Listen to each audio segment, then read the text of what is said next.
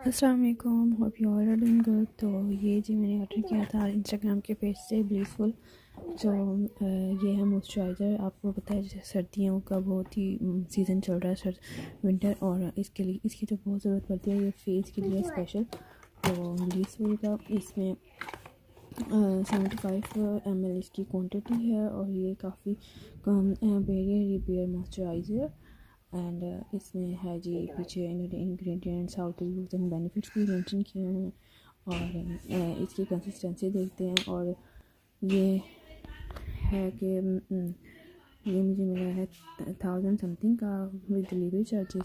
इसकी कंसिस्टेंसी बहुत क्रीमी थी, नॉट रनी, नॉट थिक, बहुत सॉफ्ट सी थी, क्रीमी।